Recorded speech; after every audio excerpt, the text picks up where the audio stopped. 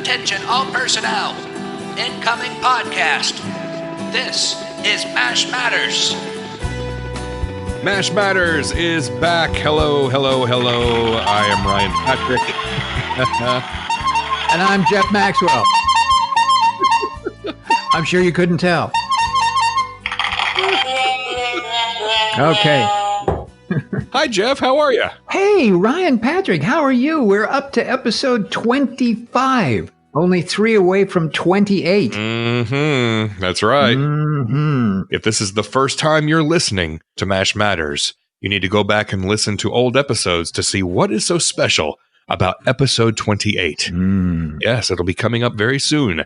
And I don't know, this might change everything, Jeff. Please keep your children out of the room during podcast 28. Keep them in bed, safe, warm, tucked in, security agents around them. You never know what's going to happen on episode 28. I don't even know. You don't? You do not know? I don't know the story, but there's a big story coming up very, very soon. But until we get to episode 28, now we're on episode 25, and we're going to be going through some more listener questions here. Now, please forgive my voice. I'm going to say that right now because I've been sick again this week. The return of the sinus infection. You know, I'm concerned about this. How many sinus infections have we gone through? I'm a little nervous. What's going on over there in Illinois? What do you think is going on there? Trust me, if it was in Illinois and it was a widespread issue, there would be a sinus tax in Illinois. It has not gotten that bad yet, but it's just around the corner. They're taxing everything else. No, I get these sinus infections a couple times at least a year. And I go to the doctor. They give me a shot in the keister and give me the steroids and everything. And so I am ripped from this thing. All these steroids I'm taking, I'm bulking up. So right. Yeah. Do you use, I know we'll get to that MASH thing in a minute, but let's talk about sinuses. This is the new sinus podcast. Number 1, this is the first sinus podcast. Have you ever tried a Neti Pot? Is that the most awful thing in the world? You stick the thing in one side of your nose and then tilt your head and then it comes out the other side. I have never used the Neti Pot. I have friends who swear by it, but I cannot do it. I think there would be so much anxiety over sticking a teapot up my nose. Yeah. Because that's not where teapots are supposed to go. Absolutely not. Absolutely not. You're absolutely correct. Yeah, the good Lord made teapots for one reason and one reason alone, to hold and pour tea. That's it. Have you seen the new one that they have? It's like an electric Neti Pot. Automatic. You stick it in one side and it just automatically shoves the stuff through your nose on one side and then comes out the other and then is deposited to a clear glass container for you and your family's enjoyment. I just cannot sell tickets. Sell tickets. I cannot imagine doing that. I would rather, lay in bed for a month instead of looking at that. What an awful idea that is. Okay, 2 thoughts here. One is I'm not going to stick anything that's attached to electricity in my nose, period. Well, maybe on a weekend. I mean, a good slow weekend. Secondly, why they did not call it the Snot Pot instead of the Neti Pot is beyond me, because that would be a marketing home run right there, I think. Well, wait a minute. Hold everything. It's just you and me. There's nobody else listening. Okay. No, we run them off by now. Yeah, they've all turned it off in the cars. They've stopped doing the exercises and taking their headphones off. No, all right, Snot Pot. I like that. I'm going to call the attorneys tomorrow. Maybe I'll call them now. I think we own Snot Pot. We could do an infomercial, a Snot Pot infomercial. Oh my God, this is big. This is big. And folks, you can get in on the ground floor for just a small investment. Yes. Of $12,000. Yes, you too can have a Snot Pot. That's right. Oh God. Well, it was good talking to you, Ryan, and take care of yourself. Great episode. Yeah. Great episode, Jeff. Now we've got more things to talk about. I want to give a couple of shout outs here. First one goes out to one of our listeners, Rick Houston. Back when we were talking to Mike Farrell. Yes. That was around the time of the 50th anniversary of the moon landing. And so we get a message from Rick Houston, who is one of our listeners, saying, hey, I wrote a book about the space program back then and even into the 90s. Would you like a copy? And one of my hobbies is I collect autographed books. And I said, well, yeah, obviously, if you sign it. And so he sent you and me a copy of his book, Go Flight, The Unsung Heroes of Mission Control 1965 to 1992. we wanted to give you a shout out. I'm going to put a link in the show notes too. If you're interested in NASA and the space race and all that, you can read Rick's book. He also sent a copy to Mike Farrell, which is terrific. So Great. Yeah, that's great, Rick, for doing that. It's a really great book, highly recommended to anybody interested in the space program, even if you're not, because it really does discuss all the folks who were at the control centers and really took care of our astronauts and were really responsible for getting them up and back safely. It's a remarkable study of it and a remarkable description of all those guys, and highly recommended. Again, thank you, Rick Houston. Yeah. Go Flight. It was the inspiration for a documentary called Mission Control, The Unsung Heroes of Apollo, too. So you can find that streaming as well. So, yes, thank you, Rick, for the books. And, hey, if anybody wants to send us gifts, feel free to reach out. And right now I'm wearing an XXL size T-shirt, but I'm trying to get down to XL. I could use a new Neti Pot if anybody's thinking about that. Send all the Neti Pots to Jeff.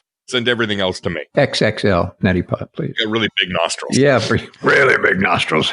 You know what that means. Anyway, but I won't go there. Speaking of things that you can buy online, I want to give another shout out to a friend of mine, Steve Holstein, who also listens to this podcast. He sent me a picture of Henry Blake's sweater. Now, it's not the actual Henry Blake sweater, the one with the big eye from University of Illinois on the front. It's not the one that he wore on the show. However, the Illini shop there in Champaign, Illinois, is actually right now selling reproductions of Henry Blake's sweater. Wow. It's really cool. And I'm going to put a link in the show notes, and we're going to throw this on our Facebook page as well. Now, I will tell you, it's not cheap, but it's a really nice looking sweater. And it's got the big eye on the front, and it looks exactly like it should. And Halloween is coming up. So if you want to go for Halloween as Henry Blake, this would be a great way to do it with the official MASH Illini sweater. Well, that's pretty cool. Where is that? Where do you get one of those? You can get it at the IlliniShop.com. Just search for MASH sweater. So that's where the attorneys call if they want to stop, send them a cease and desist a letter. By the time you get there, it may not be for sale anymore, folks. So we may have put the kibosh on the Henry Blake sweater by now, but for a limited time, you can still get one. But if you got one, put it up on eBay in a couple of weeks and you're going to do real well. And right now, I think would be a good time to reiterate that my size is XXL. And, speaking of Halloween, if anybody's dressing up as any MASH themed characters for Halloween, or if you've done it in the past, send us those pictures too. You can send them to us through our Facebook page, on Twitter, or you can go to our website. But send us your pictures, and we'll share those as well when we get closer and closer to Halloween. Okay, so one more thing before we get to some more listener questions is we have delayed the season 3 episode discussion for far too long, and it will probably be delayed for a few more episodes as well. However, we want to go ahead and put the call out right now. We want to know, what is your favorite MASH episode from season 3? And let me tell you, MASH season 3 is stacked with some awesome episodes. Just a few of them: Officer of the Day, Springtime, Adam's Ribs was in season 3, A Full Rich Day, Private Charles Lamb, House Arrest, The Consultant, Big Mac, and here's a big one, Abyssinia Henry. That's just a few of them. You can go online, find the whole list, but please let us know your favorite season 3 episodes and why they're your favorite episodes, and we will include some of your comments in an upcoming season 3 retrospective here on MASH Matters. And I think season 3 was so electric and had so many interesting episodes in it because, everything gets a little better as you do it and as you practice it. And so there were 2 years of MASH, and not only from the writers, but the actors and the directors and the producers, and everybody was feeling their way, certainly the first year and even the second year. So by the third year, you kind of get a groove. And I think MASH started to really hit that groove in that third year. So that's, I think, why there were so many interesting episodes, because everybody was feeling their oats and going, okay, we got this. I know how to do this. Yeah, it was firing on all 4,077 cylinders by the third season. It was amazing. Yeah. So I think that's all the business that we needed to cover. I guess we can just jump right into the mailbag and answer some more listener questions. All right. Hey, mail call! Yes. I'll write you a long letter right away. You got a letter written in mumble. Attention, everybody. I got a whole bunch of letters here, and they're all on stationery from the Pierre Hotel. Hey, Ryan and Jeff, my name is Ken Prince from Toronto, Canada. I grew up watching MASH with my dad. It is one of the few shows I remember watching as a little boy. It was on every night, even after the show ended. Really? Okay. Now, my son, who has autism, watches MASH with me, and he thinks it's a great show. And that's terrific. It is a show we can bond over. And, that's kind of a common theme we hear, is that families bond over, the children bond with their parents, mother or father, watching, the show. And I think, going back to something Alan Alda once said, that he felt that the experience of watching MASH was about the bonding process between parent and child. And if you were watching My Mother, the Car, you would have had a really emotional kind of connection to My Mother, the Car. So whether it was the television show or the bonding experience is kind of up in the air. But we hear so many people say this. That's very interesting. Anyway, he says, I have two questions for you. Have either of you read the book by Richard Hooker or the movie by Robert Altman, and your thoughts? Well, I saw the original movie, MASH. I did not read the book. Did you read the books? I did not read the books. I've read the first book, the original book, which was MASH, a novel about 3 army doctors. I have read that one. I have not read any of the subsequent books. Richard Hooker, he wrote the first book. He also wrote MASH Goes to Maine. And then there were a series of other books that were written. Credit is given to Richard Hooker, but really it was written by William Butterworth. They went on to write another 13 MASH books. And then they really got silly as they went on. I've read reviews of them. After reading the reviews, I don't want to read the other MASH books. It's MASH Goes to New Orleans, and MASH Goes to Paris, and MASH Goes to Morocco, and MASH Goes to Texas, and Moscow, and it's kind of ridiculous. So anyway, I have read the original book, and really, the movie adaptation, I think, very closely follows the original book. There are some things and some characters that don't ever make it to the movie. There are some things from the book, I think, that carried over into the television show. But for the most part, I think the motion picture, the Robert Altman film, pretty closely follows the book, although I don't think Richard Hooker was ever a fan of the movie or the television show. Yeah, I certainly saw the movie. In fact, a million years ago, I was one of the casting directors who cast some of the people in that movie, which is really weird.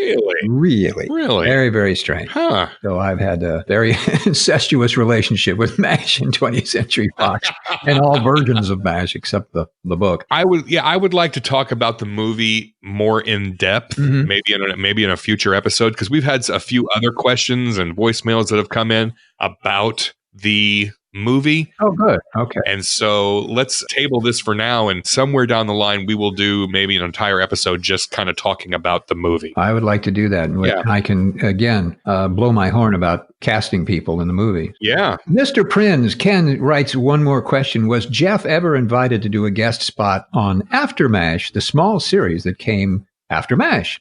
Again, a MASH Matters podcast idea? Thanks for the podcast, he said, enjoying it tremendously. Thank you, Ken. We appreciate that very, very much. Well, the answer was no. I was not invited to do a guest spot on After MASH. And oh gosh, too bad that series failed miserably. Oh, really? Well, gee, I wonder why. Is there a connection there? Yeah, perhaps, maybe if they'd have asked certain people to be on the show, maybe it would have helped. I don't know. Just, hands waving in the air. Just saying. Who knows? But no, they didn't seem to need me. So they didn't ask me. Oh, well.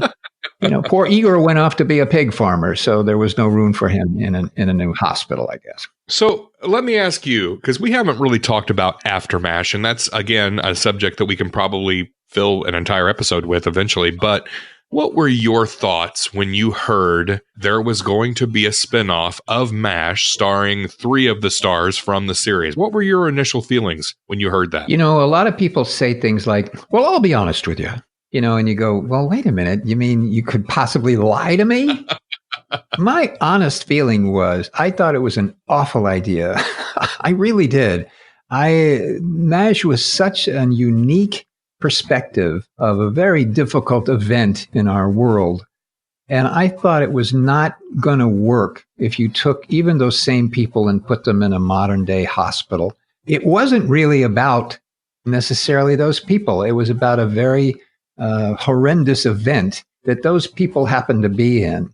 And I didn't think that even taking those identical people and putting them in a different modern environment was meaningful or would have the same impact, even close to the same impact that MASH did.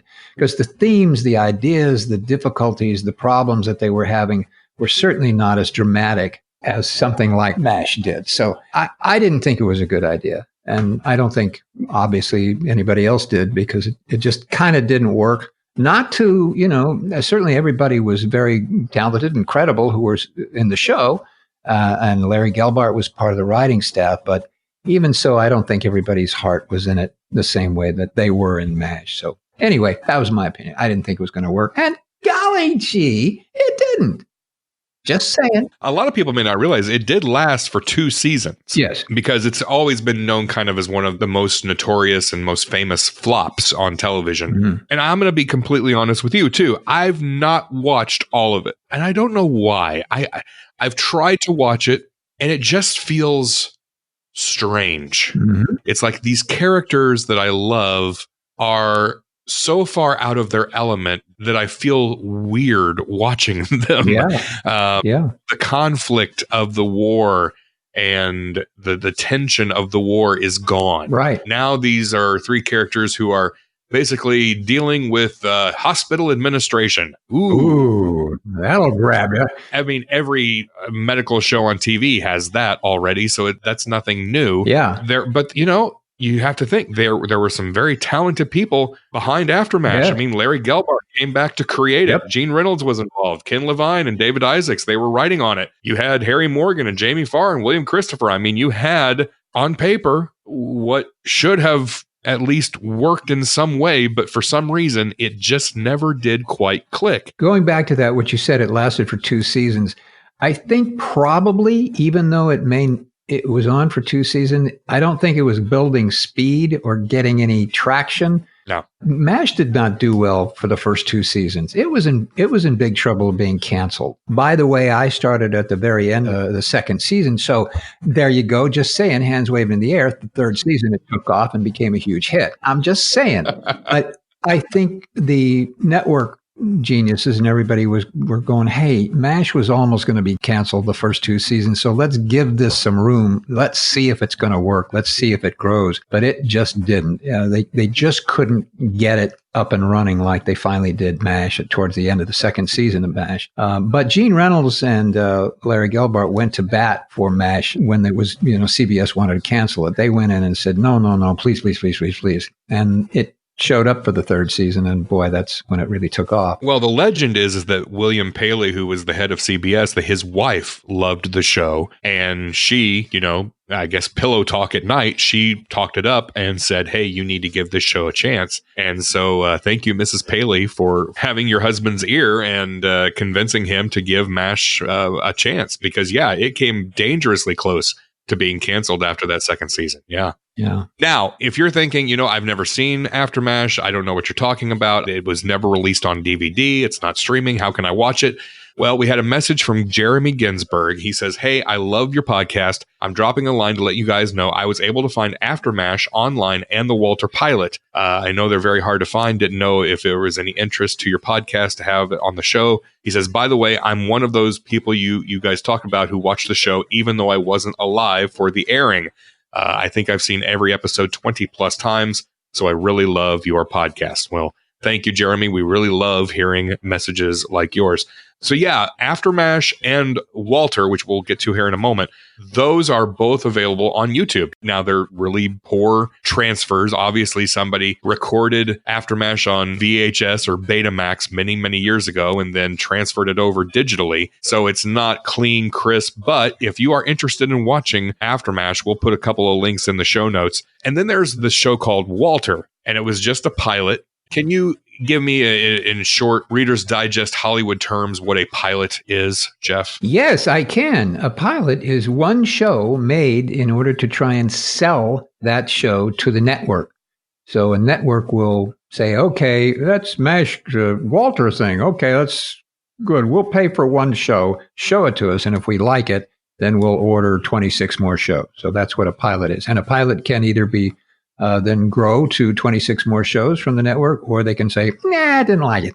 Never mind. And that's the end of the pilot idea. And occasionally, they don't do this really anymore, but back in the day, they would take some of these pilots that were not sold and they would air them once, usually in the summertime, because, that's when nobody was watching. Well, one of these pilots that went unsold is a show called Walter. This is in 1984. So this is, I guess it would be during the late part of the first or early part of the second season of Aftermash. They tried to sell a show about radar. Except, again, taking a character and putting them in a situation and an environment where they have no reason to be there is what killed this, because instead of having him as radar in Iowa, they send him to St. Louis and they make him a police officer. What the heck are they doing? What are they thinking?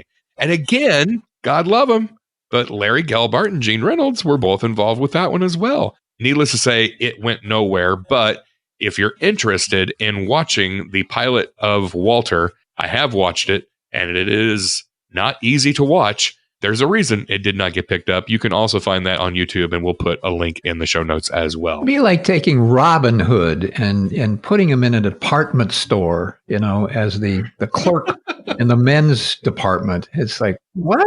Huh? Wait, shouldn't he be working in the tights department? Well, absolutely. Absolutely. These Yeah. brilliant geniuses, they'd probably put him in the, men's department, and it wouldn't work. In the tights department, he might have worked. I don't know.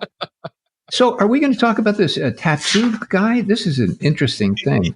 Wow. Yeah. From Russell Meyer. Hi. Hey, guys, I thought I'd share my latest tattoo with you. It's the signpost from MASH with personalization. The first is my wife's name with our anniversary, then each kid in birth order with their birth date. My wife designed it. Once my wife had the drawing done, it only took the artist about an hour to ink it. Now, I know you folks can't see the picture unless are we going to put this picture up and show this? Yeah. We'll put it on our website, and we'll throw it up on Facebook as well and Twitter, and you can see it there. But yeah, this is him taking his family and his favorite show and combining them into one. And he made his own personalized signpost into a tattoo on his lower leg. Yep. Wowie. Boy, it's kind of cool. I mean, if you're going to do that kind of thing, I'm not a big tattoo guy. I don't have any yet, of course. I don't have one. But if you're going to do it, I can certainly, appreciate, putting your family and making your family a permanent member of your calf. So it's pretty cool. I'm not a tattoo guy either. I don't have any yet. Jeff, if we do decide to get some, let's get matching ones. What do you say? Oh, absolutely. Yin and yang. Yeah. But I wanted to mention this because just like we said earlier about MASH Halloween costumes, if you have a MASH tattoo that you want to show off, send us a picture. We'll let people see it, because maybe you'll inspire other people to get MASH themed tattoos. And there are quite a few out there. If you just Google MASH tattoos, you can get an eyeful of some that are really well done and some that are really not well done. Your request has kind of made me nervous. I'm not sure. I'm a little nervous about what we're going to see. I'm interested, but nervous. Maybe we won't post every one of them that comes in. Let's just put it that way. From Chris Tokarczyk. I'm guessing that's how you pronounce your last name. Chris, I'm sorry if I'm destroying your last name. But Chris, he says, hello, Ryan and Jeff. I've been a MASH fan for many years and would watch it with my parents all the time. Aha! Once again, see there? Now I watch it constantly on Hulu, and my favorite show is always at my fingertips. Same here, Chris. He said, I found this picture on Reddit of Prince Charles visiting the MASH set and meeting the main cast from the show. Does Jeff remember this visit and what it was all about? Thank you guys so much for doing this podcast. I'm learning a lot about the show, and it's been a fantastic insight into the show. Keep up the good work, guys. So he sent us a picture that he found. It is Harry Morgan, Alan Alda, Loretta Swit. They're in costume. Then you have Gary Berghoff, and you see Jamie Farr standing next to Prince Charles, who is holding an inflated rubber glove, which looks like it's outside of the soundstage there on the Fox lot. Now, the question that he posed is, do you, Jeff, remember anything about this visit? No. Okay, great. Moving on.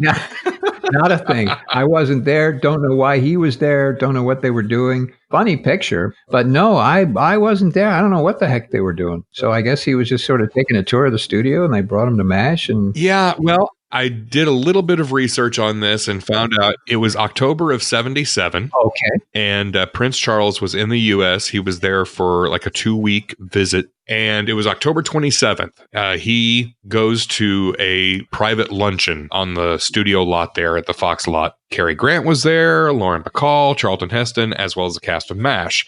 Apparently, MASH was one of his favorite shows, and he expressed interest in visiting the set. I mean, obviously, Fox is not going to say no to Prince Charles, so they brought him over to the set. He actually watched them film one of the episodes. They believe that the episode that he watched was Comrades in Arms, either part 1 or part 2, or maybe both. That's the episode where Hawkeye and Hot Lips end up in a hut under enemy fire, and they end up having a little romantic escapade. So that's a little awkward that that's the episode Prince Charles is watching. Evidently, he has to visit the set of another show as well. His other favorite show he wanted to visit was the set of Charlie's Angels. Can't imagine why, Yeah, why would he want to go there? That's weird. Well, I can think of 3 reasons. Probably, yeah. And we will put this picture that was sent to us here in the show notes as well. I wish I'd been there to meet Prince Charles. I was there when President Gerald Ford came through, and that was very exciting. I had never met a president, and he came on the set, and he was extremely charming. Much more charming than he was on television. So anybody that actually remembers Gerald Ford might go, oh, yeah, he was kind of a dull guy on TV.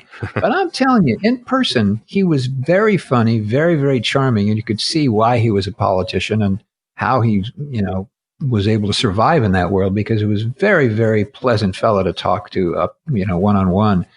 And he was there, and I got to shake his hand and hang out for a little bit. And I think he watched a scene be shot. And I was very excited because somebody took a picture. It was a Polaroid picture. It was an instant camera, so they took the picture, and 60 seconds later, they handed me the shot of me and President Gerald Ford, and I was thrilled with that picture. So I put it in my pocket, and then I went to my dressing room, and I took off my clothes and put on my street clothes, and went back to the set, I think, to hang out some more or eat food or drink a beer or something that they were going to do. And then I was on the set for about another hour, and then went back into the dressing room, and they moved the clothes around because sometimes the wardrobe people would come in and move stuff around and collect stuff or whatever. And my clothes had been moved. My army clothes had been moved, and that picture was gone. So I didn't get that picture with myself and Gerald Ford to stick in my scrapbook. So somebody has it. If anybody has it, I'd like it back, please. Yeah, I just saw it on eBay. I placed a bid. Oh, that's sad. Yeah, that is sad. It's a bummer.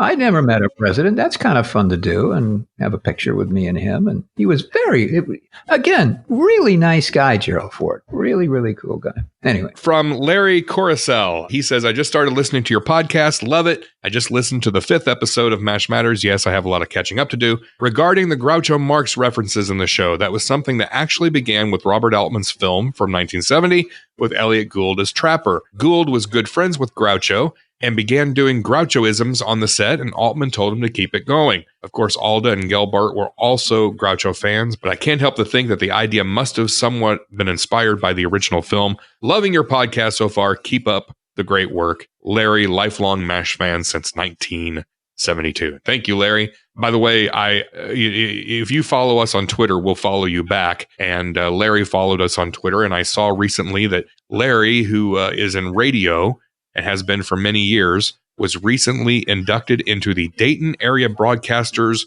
Hall of Fame. So congratulations to Larry Coruscant for his big achievement. Well, that's pretty cool.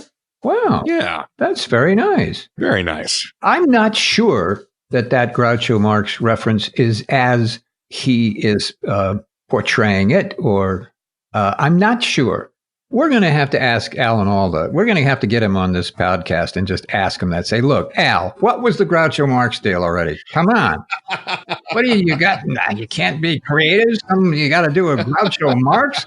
So it'll be interesting to find out. We're going to do some research and find the truth. It may be exactly as Larry says. He is certainly an award-winning person, so he must know stuff. But I'm not certain about it. Based on what I know of Alan Alda and how he works and how his brain works in terms of his acting process, I'm not sure. But we'll find out. It might be just a coincidence, but there might be more to it than that.